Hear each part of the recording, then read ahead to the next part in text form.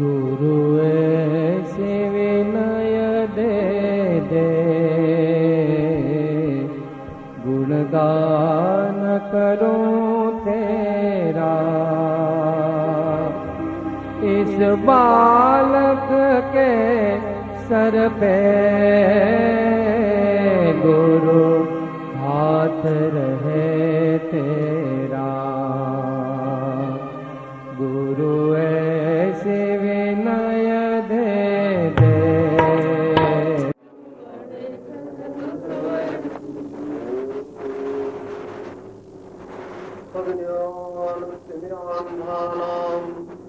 ज्ञानाञ्जनशलाकया चक्षुः उन्मीलितं येन तस्मै श्री गुरवे नमः। परम पुरुष प्रभु सद्गुरु परम ज्ञान सुखधाम, जेणे आप्यो भान निज तेने सदा प्रणाम।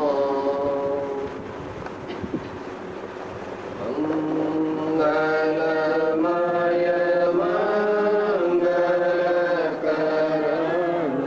वीतराग विज्ञान अहोताहि राते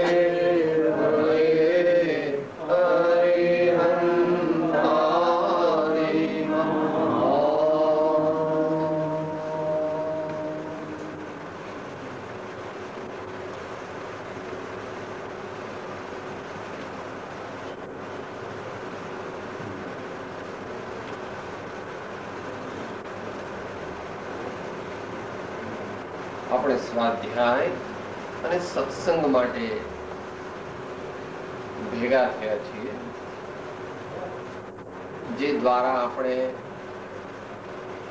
ઈચ્છીએ છીએ કે આપણો આત્મા આગળ વધે, આપણા આત્માનું કલ્યાણ થાય, આપણા જીવનનો આધ્યાત્મિક વિકાસ થાય, એ આપણું પ્રયોજન છે. એમાં આજે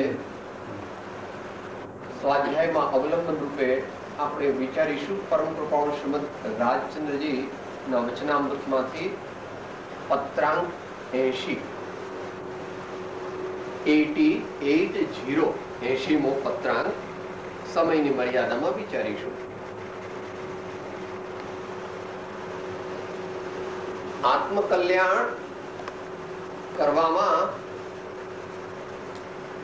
જેઓ આત્મકલ્યાણને પામ્યા છે તેમની ઓળખાણ જો આપણને થાય અને પછી એમની આજ્ઞા અનુસાર આપણે જીવન જીવીએ તો ધીમે ધીમે આપણને પણ આત્મકલ્યાણની પ્રાપ્તિ થાય.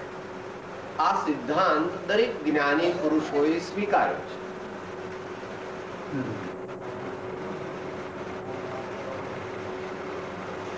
શાસ્ત્રોમાં દ્રષ્ટાંત આવે છે કે કોઈને ધનવાન થવું છે તો તે ધનવાન કોણ છે દુનિયામાં એની ઓળખાણ કરે છે, અને પછી એ ધનવાનનો પરિચય કરે છે, અને પછી ધીમે ધીમે ધીમે ધીમે એની સલાહ મુજબ જીવન જીવે છે તો એ ધનવાન થાય. એ પ્રમાણેનો વ્યવહારિક જીવનનો અનુભવ અહીંયા પરમાર્થ જીવનમાં પણ એ હકીકત લાગુ પડે. માટે આપણે આજે આ પત્રક વિચારીએ છીએ કે જ્ઞાનીને ઓળખવા અને પછી જ્ઞાનીનો વિશેષ પરિચય કરી તેમની આજ્ઞાનું પાલન કરી અને આપણે પણ ક્રમે ક્રમે તેમના જેવા થવાનું છે. વંદે તદગુણ લબ્ધયે. આચાર્ય ભગવાન કહે છે હું પરમાત્માને વંદન કરું છું. શા માટે? તેઓમાં જે ગુણો પ્રગટ્યા છે એ ગુણો મારા જીવનમાં પણ પ્રગટે એ માટે હું ભગવાનને વંદન કરું. એ વાત અહીંયા કૃપાળુદેવ છેલ્લા કહેશે આપણે. તો યાદ રાખીએ કે જ્ઞાનીના જે આપણે અત્યારે ગુણો અથવા લક્ષણો અથવા ચિહ્નો જે વિચારી રહ્યા છીએ, તે લક્ષણ ઓળખવા માટે પહેલા આપણી પાસે પાત્રતા પણ જોઈએ. આપણને કોઈ હીરો આપે પણ આપણે ઝવેરી નું કોઈ જ્ઞાન ના હોય, ઝવેરાત નું જ્ઞાન ના હોય, તો આપણે હીરાને ઓળખી શકીએ નહીં. એમ આપણી પાત્રતાના પ્રમાણમાં આપણને ભગવાનની પણ ઓળખાણ થાય અને જ્ઞાનીની પણ ઓળખાણ થાય. અહીં જ્ઞાનીની મુખ્યતાથી કથન છે. શું કહે છે કે કેવા ગુણો જ્ઞાનીમાં હોય, કેવા લક્ષણથી જ્ઞાની ઓળખાય, તો એ લક્ષણોનું વર્ણન કરે છે. શ્રીમદ રાજચંદ્ર વચનામૃત પત્રાંક 80 વિક્રમ સંવત 1945. પહેલા બે લક્ષણ કે છે. નિરાવાદપણે જેની મનોવૃત્તિ વયા કરે છે, સંકલ્પ વિકલ્પની મંદતા જેને થઈ છે,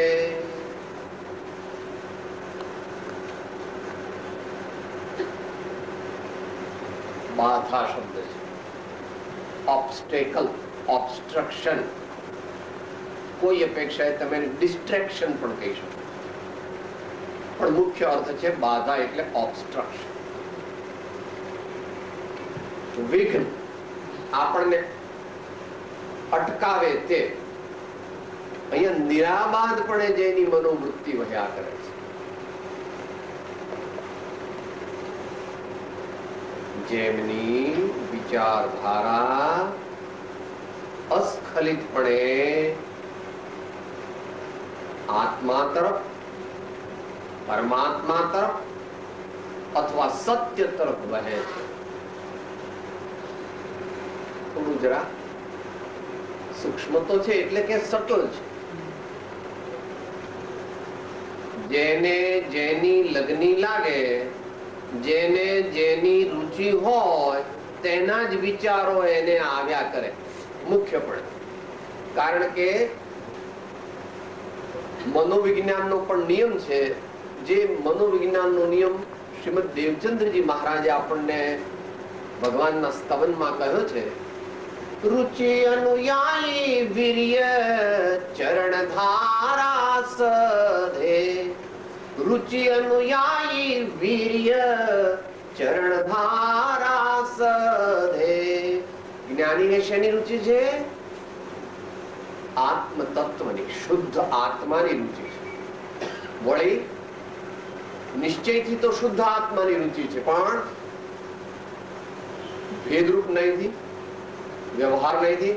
એમને પરમાત્માની રુચિ છે, એમને સદગુરુની રુચિ છે, એમને સદધર્મની રુચિ છે. એટલે એમના મનમાં કેવા વિચારો આવે છે? શેના વિચારો આવે છે? તો કે છે કાં તો આત્માના વિચારો આવે છે, અને કાં તો પરમાત્મા, સદગુરુ અને સદધર્મના વિચારો આવે છે, અથવા એને પોષક બીજા વિચારો આવે છે મુખ્યપણે. પછી જ્ઞાનીને બીજા વિચારો પણ આવે ખરા, મુખ્યપણે વાત છે અહીંયા. જ્ઞાની હોય અને એમની કદાચ ગૃહસ્થ અવસ્થા પણ હોય, જ્ઞાની હોય એમની ત્યાગી અવસ્થા પણ હોય, અને જ્ઞાની હોય ને એમની મુનિ અવસ્થા પણ હોય. અહીંયા પૂર્ણ જ્ઞાનીની વાત નથી. પૂર્ણ જ્ઞાની હોય તો ત્યાં આગળ સાધનાનો પ્રશ્ન રહેતો. જે પરમાત્મા થયા એમને વિચાર કરવાના હોતા, ભગવાનને કોઈ સાધના કરવાની હોતી.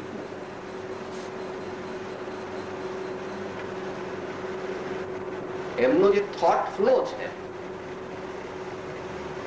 એમની જે લિંકેજ ઓફ થોટ જે છે, એ ચાલ્યા જ કરે છે, ચાલ્યા જ કરે છે, ચાલ્યા જ કરે છે, ચાલ્યા જ કરે છે.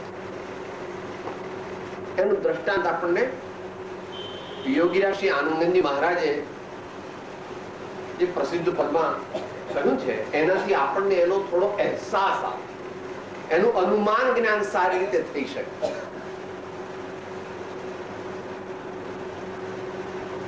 उदर भरण के कारणे रे गौआ वन में जाय, चारो चरे चौदिशी फिरे एनु चितड़ वछरडा माय, मनाजी तू तो जिन चरडे चितलाय, तेरो અવસર બીજો જાઓ. એમ કરીને ઘણા બધા દ્રષ્ટાંત આવે છે. 7-5 સાહેલીઓ મળે છે પણ એનું ધ્યાન તો મારું બેડું પડે નહીં. એ પ્રમાણે નટવો ચોકમાં પેલા દોરડા ઉપર અનેક પ્રકારના ખેલ કરે છે, પણ હું દોરડા પરથી જો નીચે પડે તો 30 ફૂટ એનું માથું બાથું તૂટી જાય. એટલે એનું ધ્યાન ક્યાં છે? બેલેન્સમાં. એ પ્રમાણે સોનીનું અને કામીનું ને બધા ઘણા દ્રષ્ટાંત આપ્યા. જ્ઞાનીનું શું થાય છે? તે જ્ઞાનીનું મન ક્યાં લાગ્યા કરે છે? તો કે છે બે જગ્યાએ. અપૂર્વ અવસરમાં એનો અણસાર કરે છે. જો કે ત્યાં મહાજ્ઞાનીનું વર્ણન છે. અપૂર્વ અવસરમાં કોનું વર્ણન છે? જ્ઞાનીનું વર્ણન નથી, મહાજ્ઞાનીનું વર્ણન છે. 5મી કડીમાં જ્ઞાનીની દશા શું હોય છે? સંયમ ના હેતુથી યોગ પ્રવર્તના, સ્વરૂપ લક્ષ્ય જીન આજ્ઞા આધીન. જો બે વસ્તુ કીધી. સ્વરૂપ લક્ષ્ય જીન આજ્ઞા આધીન. જો સ્વરૂપ લક્ષ્ય એટલે શુદ્ધ આત્માના વિચારો, અને જીન આજ્ઞા એટલે પોતાની સ્થિતિ પ્રમાણે, પોતાની શ્રેણી પ્રમાણે, પોતાની કક્ષા પ્રમાણે ભગવાનની ભક્તિના વિચારો કરે, ગુરુની સેવાના વિચારો કરે, સતશાસ્ત્રના વિચારો કરે, મારે આ પ્રમાણે નિયમ લેવો છે એવો વિચાર કરે, મારે આવું તપ કરવું છે એવો વિચાર કરે, અથવા પોતાની શક્તિ પ્રમાણે દાન આપે, અથવા એવી જે ભગવાને આજ્ઞા કરી છે તે એની સ્મૃતિમાં, એના મનમાં બીજી વસ્તુ મુખ્યપણે આવતી આવે તો ખપ પૂરતી આવીને પાછી ચાલી જાય. એટલે એ જ વાત પહેલા ચરણની અંદર જ્ઞાનની મુખ્યતાથી કીધી, બીજા ચરણની અંદર ચારિત્રની મુખ્યતાથી કીધું. કારણ કે સંકલ્પ વિકલ્પ ઉપજવા એ ચારિત્ર ગુણની પર્યાય છે.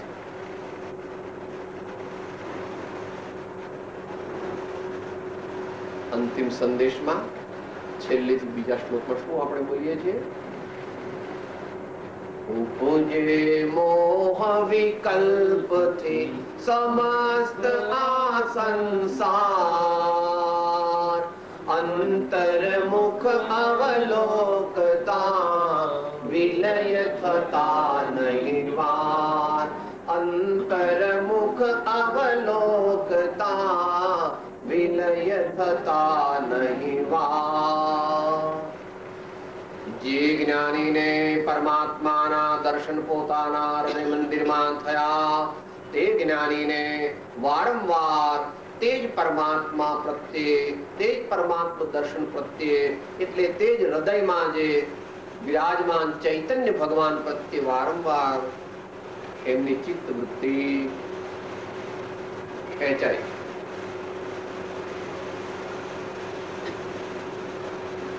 આ એનું ફળ છે. શાસ્ત્રમાં એનું સૂક્ષ્મ વર્ણન આવે છે. લબ્ધ્યાત્મક અનુભૂતિ અને ઉપયોગાત્મક અનુભૂતિ. એનો અર્થ શું? કે જ્ઞાનીના જીવનનો એક અમુક કટકો તે તો કાયમ ભગવાનને ચરણે જ રહે છે. જ્ઞાનીના જીવનનો અમુક કટકો એ તો કાયમ, એટલે કે સાહેબ કાયમનો શું, કાયમનો શું કહે તે બોલ. જ્યારે જ્ઞાની જાજરૂમાં હોય, બાથરૂમમાં હોય, જ્યારે જ્ઞાની ઊંઘી ગયા હોય, જ્યારે જ્ઞાનીને વેદના થતી હોય, જ્યારે જ્ઞાની દવા લેતા હોય, તે વખતે પણ એમના અસ્તિત્વનો, એમના વ્યક્તિત્વનો, એમની વૃત્તિનો એક અંશ જે છે તે તો ભગવાન પ્રત્યે, પરમાત્મા પ્રત્યે રજા જ કરે છે.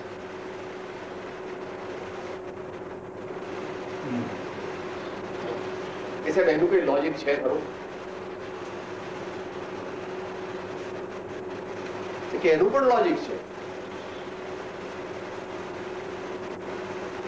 તમે ધારો કે અત્યારે 70 વર્ષની ઉંમરના છો અને કઈ કમાતા નથી, એટલે કે નવો ધંધો વેપાર કરતા નથી, તો પણ તમારે આવક તો ચાલુ જ છે. તો કમાતા નથી તો આવક કેવી રીતે ચાલુ? કે સાહેબ મેં તો બધી વ્યવસ્થા પહેલેથી કરી રાખી છે. હા, બધી ફિક્સ ડિપોઝિટ ને બધું એવું મૂકી દીધું છે, એટલે મારે કઈ ચિંતા, હું કમાઉં કે ન કમાઉં, મારે જેટલું મારે વાપરવા જોઈએ એટલું તો મને મળી જ. અરે કમાતા નથી તો આવો કે હા કમાતા નથી તો આવો, એમ જ્ઞાની ને અનંતાનુબંધી એટલે મિથ્યાત્વ મોહની નો અભાવ થવાથી કાયમ ને માટે આત્માની અમુક આવક ચાલુ રહે છે. માટે જ્ઞાની ને સર્વ સમયે એમની વૃત્તિ નિરાબાધપણે પણ રહે છે અને સંકલ્પ વિકલ્પની એમને મંદતા.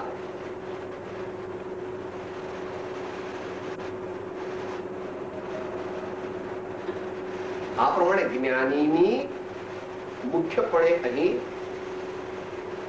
દ્રવ્યાનુયોગ ની મુખ્યતાથી કથન છે, પણ ચરણાનુયોગ પણ અંશે લીધો છે, પણ મુખ્ય દ્રવ્યાનુયોગ ની મુખ્યતાથી કથન કરેલું.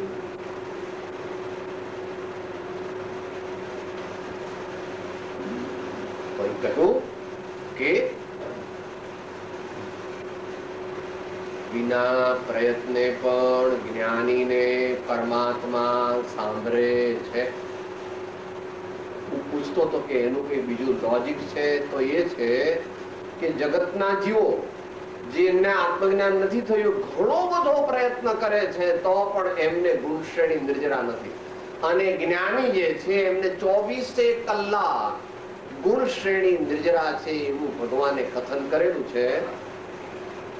9મો અધ્યાય 45મું સૂત્ર, 47મું સૂત્ર, એમાં આમને એમાં થોડો ભેદ છે. દર્શન મોહની, એક દેશ સંયમ, સકળ સંયમ એમ કરીને સ્થાનકો લીધા છે ને, એમાં ગુણ શ્રેણી નિર્જરા પહેલા, પછી અસંખ્યાત ગુણ શ્રેણી નિર્જરા, પછી અસંખ્યાત ગુણ શ્રેણી નિર્જરા, એના કરતા અસંખ્યાત ગુણ શ્રેણી નિર્જરા એમ કરીને વાત કરી છે. માટે અહીં કહે છે કે જે જ્ઞાની છે એમને થોડી થોડી વાર થાય એટલે ભક્ત જન પોતાની રીતે કહે છે. આંખ મારે ઉઘડે ને રાજ પ્રભુ દેખો, આંખ મારી ઉઘડે ને રાજ પ્રભુ દેખો, ધન્ય મારું જીવન કૃપાએ નિલેખો, ધન્ય મારું જીવન કૃપાએ નિલેખો. તો બીજું બધું સંકલ્પ વિકલ્પ કેવા થઈ ગયા? ઓછા થઈ ગયા. કેમ? સમસ્ત વિશ્વનું એટલે આત્મા સિવાયના બધા પદાર્થોનું મહાત્મ્ય એમની દ્રષ્ટિમાંથી ઓછું થઈ ગયું.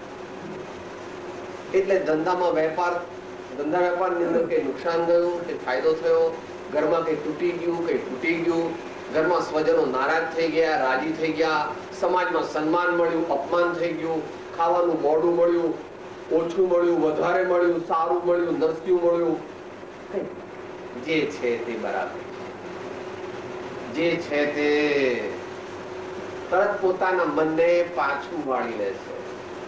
એટલે એમને સંકલ્પ વિકલ્પ લંબાતા નથી અને તેથી કર્મબંધ પણ વધારે થતો.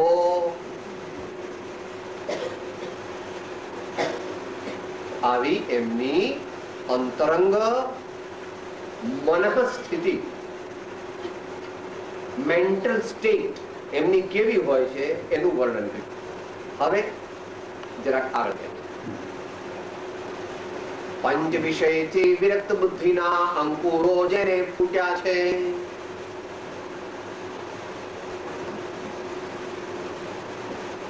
પહેલા બે ચરણની અંદર ઉપયોગની મુખ્યતાથી કથન કર્યું. હવે યોગની મુખ્યતાથી કથન. યોગ એટલે શરીર અને વાણી, મુખ્યપણે શરીર અને વાણી.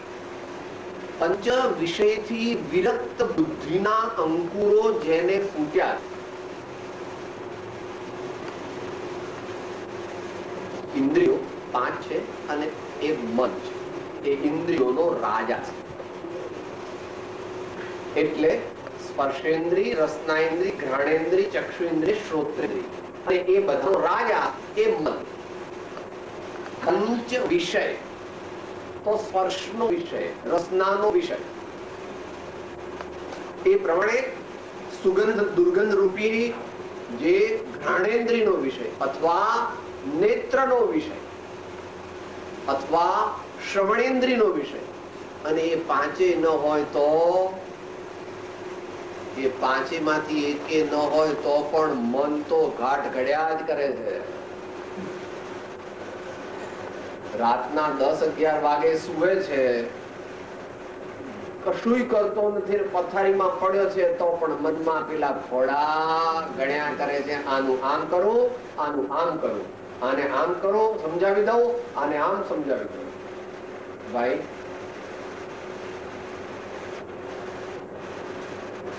મહાપુરુષોએ સંધ્યાકાળ પછી વિશેષપણે વિશ્રાંતિ લેવાની આજ્ઞા કરેલી છે.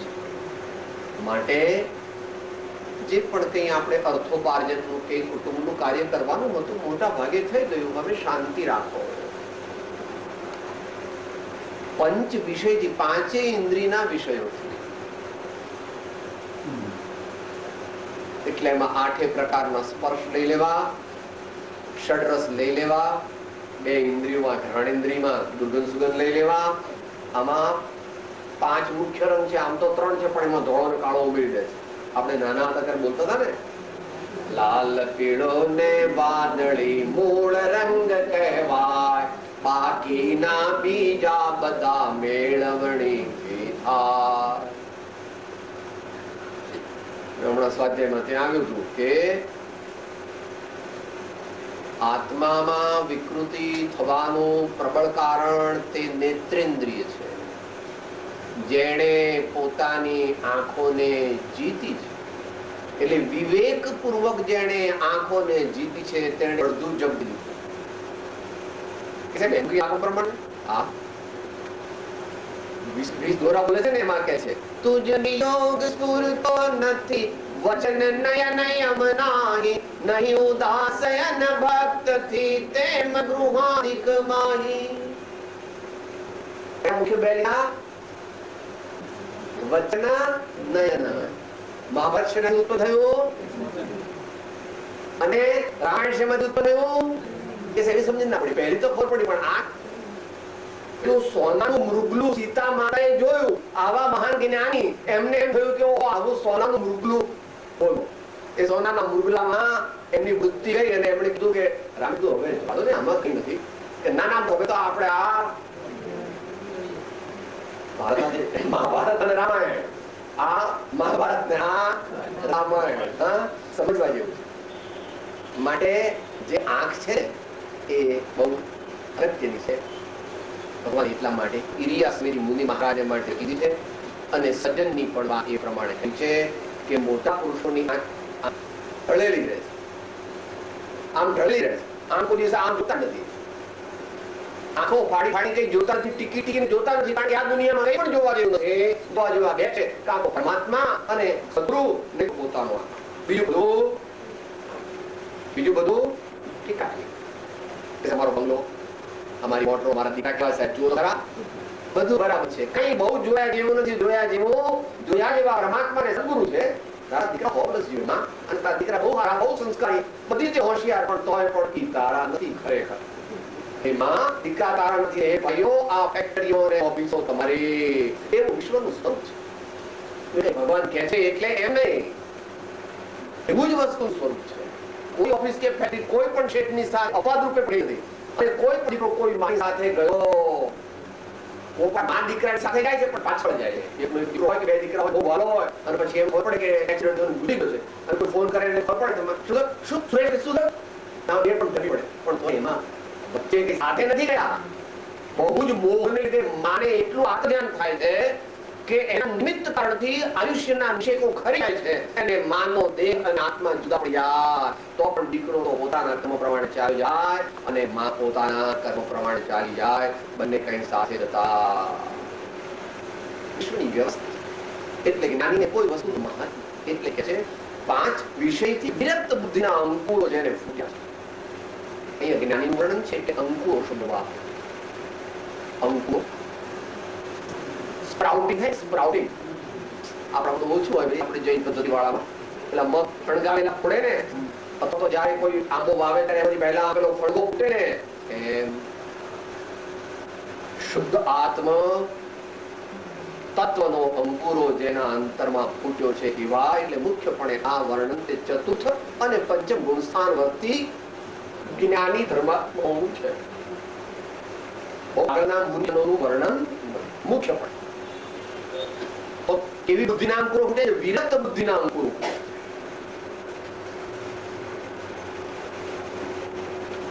રંજાયમાન ની અસર થઈ ગઈ, રાજી થઈ ગયું.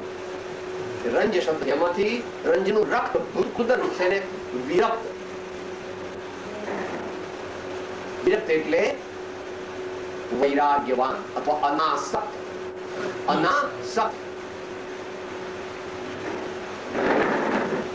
જ્ઞાની સ્વરૂપ છે ને જેના જીવન સ્વરૂપ સાંભળવું પડે કારણ કે ડ્રાય લાગે. આમાં શું કઈ તમે મજા આવે એવું કઈ કહો પ્રભુ મજા આવે એવું કરવું એનું નામ તો અર્થોપાર્જન અને નો પુરુષાર્થ છે.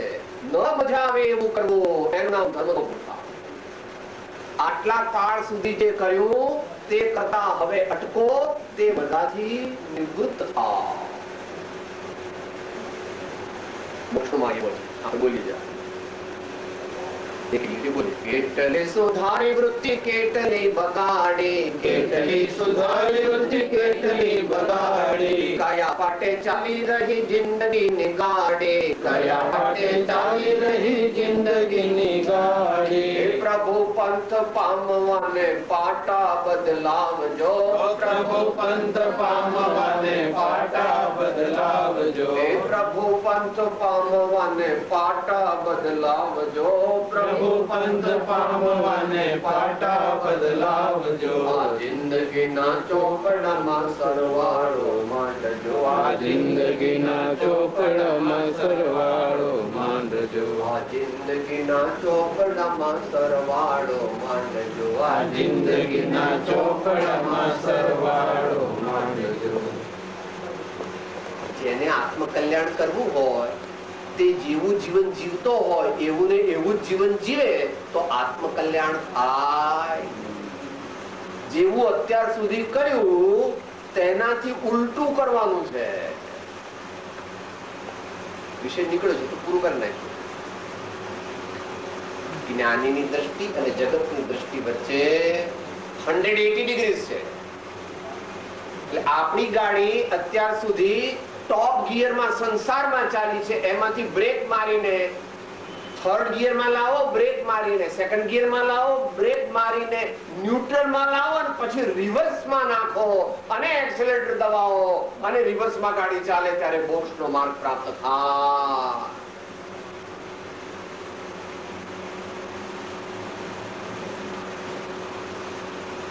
We have to undo what we have done so far. We have to undo what we have done so far. અત્યાર સુધી શું કર્યું? અજ્ઞાન ભાવ, રાગ ભાવ, દ્વેષ ભાવ. હવે શું કરવું? જ્ઞાન ભાવ અને સમતા ભાવ. જ્ઞાન ભાવ એટલે હું ચૈતન્ય આત્મા છું, પરમાત્મા સદગુરુનો સેવક છું. અને સમતા ભાવ એ અવર્ણનીય છે. સમતા ભાવ તે અવર્ણનીય છે પણ કોઈને સાંભળવો હોય તો એ હોય તો સારી ગાથા પ્રસારની જાણવી. સ્વરૂપે ચરણમ પારિત્રમ સ્વસે પ્રવૃત્તિ અર્થ વગેરે પ્રકારે ઉત્તમોત્તમ પ્રકારે ભગવાને વર્ણન કર્યું છે. પણ અહીંયા વિષયમાં આગા પાછળ નથી. વિરક્ત બુદ્ધિના અંકુરો જેને કેમ છે? દાળ ભાત કેવા થયા? સારા. બંગલો કેવો છે? ઠીક છે. આ બધું કેવું લાગે છે? ઠીક છે.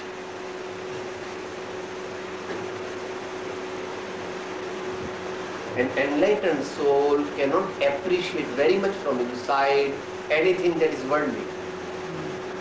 જ્ઞાનીને દુનિયાની કોઈ વસ્તુનું કૌતુક હોતું ઓહો હો હો હો, એવું અંતરમાંથી થતું કે સાહેબ એના બીજા આગમ પ્રમાણ આપો ને. બંનેમાં છે, આત્મસિદ્ધિમાં અને અંતિમ સંદેશ. જગત ઈષ્ટ નહીં આત્મથી મધ્ય પાત્ર મહાભાગ્ય. અંતિમ સંદેશ. આત્મસિદ્ધિમાં પ્રભુ ચરણ કને ધરો આત્માથી સૌહે, આત્માથી સૌહે માટે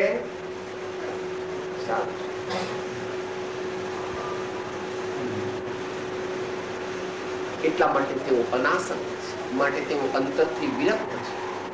પરંતુ આવું તેમનું સ્વરૂપ તેને ઓળખવા માટે આ ચર્મચક્ષુ જતા રહે અને દિવ્ય ચક્ષુ મળે, ગુરુગમ મળે, સત્પાત્રતા વધે, તો એમના અંતરંગ એટલે કે પારમાર્થિક વ્યક્તિત્વની ઓળખાણ. જગતના જીવો તો શરીરની ચેષ્ટા જુએ છે અને વાણી જુએ છે, પણ શરીર અને વાણીમાં તો જ્ઞાનીનું પ્રતિબિંબ 30% જ છે.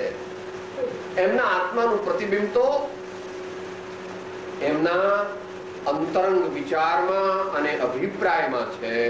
કારણ કે જ્ઞાની એટલે શરીર નહીં અને જ્ઞાની એટલે વાણી નહીં, પણ જ્ઞાની એટલે એમનો ઉપયોગ અને જ્ઞાની એટલે એમનો અભિપ્રાય.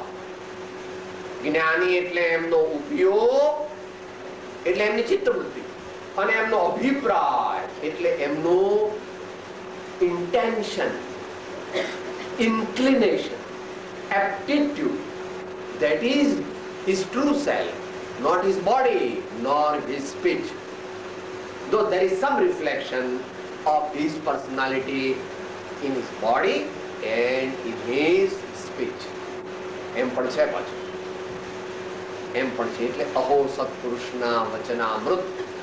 અને મુદ્રા. કેમ ભગવાનના દર્શન કરવા જઈએ છીએ? જ્ઞાની પુરુષનું દર્શન કેમ કરીએ છીએ? ભગવાનના દર્શન કેમ કરવા જઈએ છીએ આપણે? કારણ કે ભગવાનના દર્શનથી આપણને મૌન પ્રેરણા મળે છે.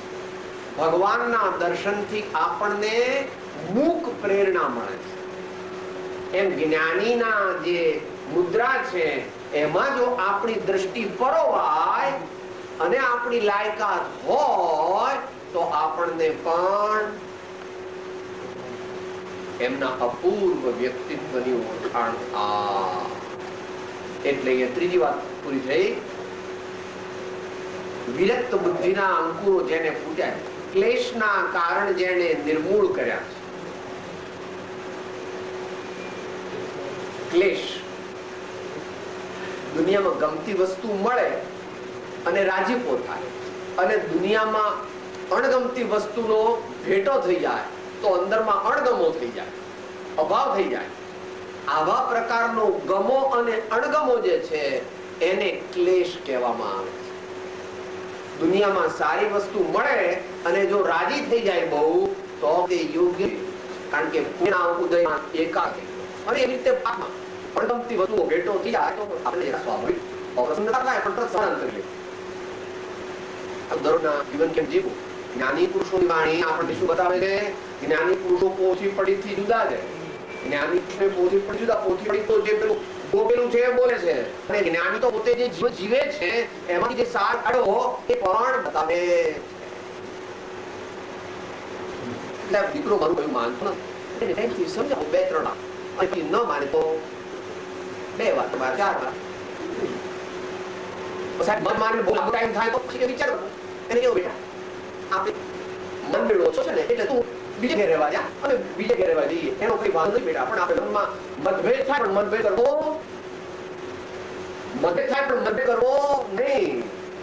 ક્લેશના કારણ જેને નિર્મૂળ કર્યા છે, આપણે કારણ નિશ્ચય નહીં કર્યો. આપણું આવું થયું પણ બંને નિશ્ચય વ્યવહાર જોડાયેલા. દીકરો માનતો નથી વ્યવહાર છે, પરંતુ આ જીવને એના વિચારો આવ્યા કરે છે એ નિશ્ચય. દીકરો એને ક્લેશનું કારણ થયું. પુત્ર થયો તો ક્લેશનું કારણ થયું. પણ પુત્ર સુપુત્ર થાય પણ ક્લેશ તમે બહુ રાજી પૂરું. આપણને પ્રશ્ન બરાબર છે કે દીકરો છે તે આમાંથી પણ સારો થયો, મોટો થયો, તો એ વ્યવહારથી આપણા જીવનનો વિજય, વ્યવહારથી આપણા જીવનનો, આપણો શિષ્ય આપણા કરતા સવાયો થાય અથવા આપણો દીકરો આપણા કરતા સવાયો થાય વ્યવહાર જીવનમાં, તો એ આપણી જીત.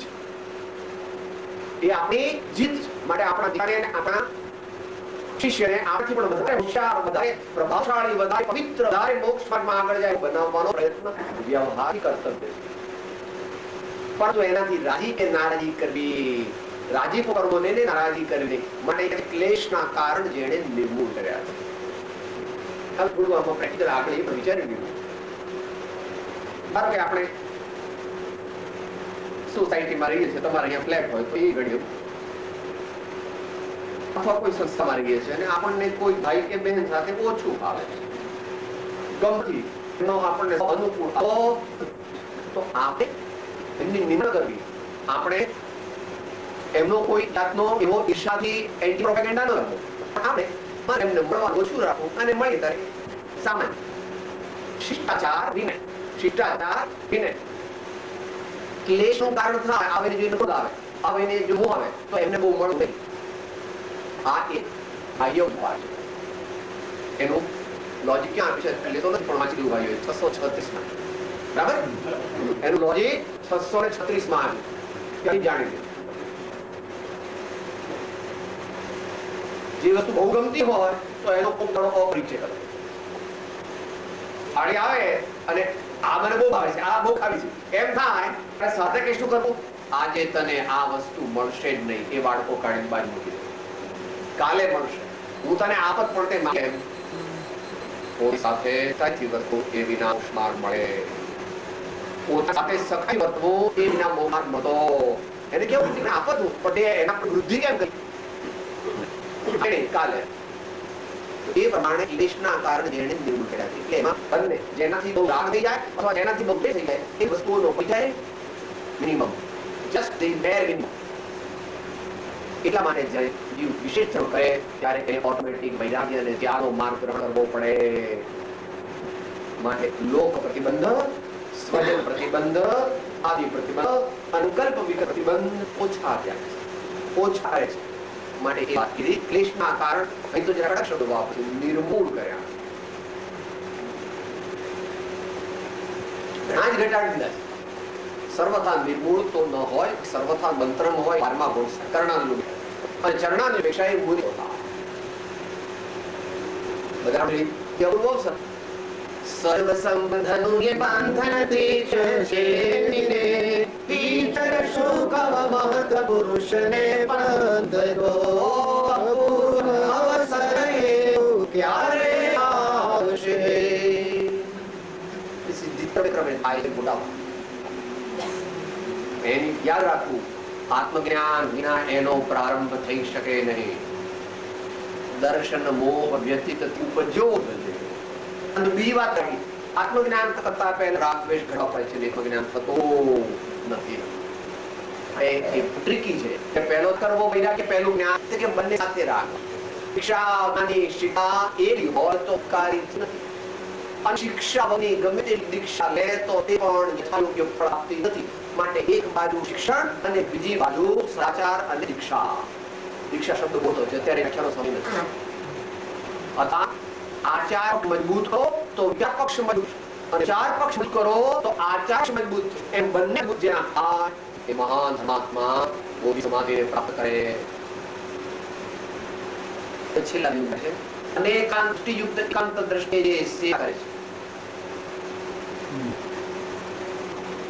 હવે અનેકાંત દ્રષ્ટિ યુક્ત એકાંત દ્રષ્ટિ જેટલું થાય તેટલું સમજ. એકાંત દ્રષ્ટિ જ્ઞાનીનો શું છે? દ્રઢતા. દ્રઢતા છે પોતાના માન્યતામાં છે, જીવનમાં પણ છે. એ દ્રઢતા ક્યાંથી આવી છે? તો કે મૂળ મારામાં તે તણે અભેદ પરિણામ તેરે ડરે વર્તે તે આત્મા રૂપ મૂળ માર્ગ સાંભળો જીનનો રે માર્ગ જીનો પામ્યો રે કેવા પામ્યો તે નિય સ્વરૂપ મૂળ માર્ગ સાંભળો જીનનો રે મૂળ માર્ગ સાંભળો જીનનો રે. શાસ્ત્ર ભાષામાં એને સમ્યક દ્રઢતા કહેવામાં આવે છે. અને જગતના જીવોને એવી દ્રઢતા છે, એમની દ્રઢતા કહેવાય છે હઠાગ્ર, મતાગ્ર, કદાગ્ર, એકાંત. મીઠા એકાંત. જ્ઞાનીનો એકાંત કેવો કહેવાય છે? સમ્યક એકાંત.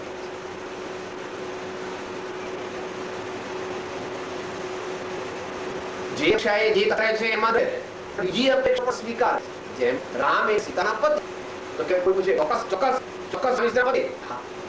લવકુશના એ તમે બીજી અપેક્ષા. લવકુશના પણ ખરા રામ, દશરથના દીકરા ખરા, પણ એ વાત નથી કે સીતાપતિ તો સીતાની અપેક્ષા એ સીતાનો છે. લવકુશ પહેલો તો એનો તો લવકુશ અપેક્ષા એના બાપુજી, અને દશરથની અપેક્ષા એમાં છે ને જેની અપેક્ષા એમાં રાજા છે.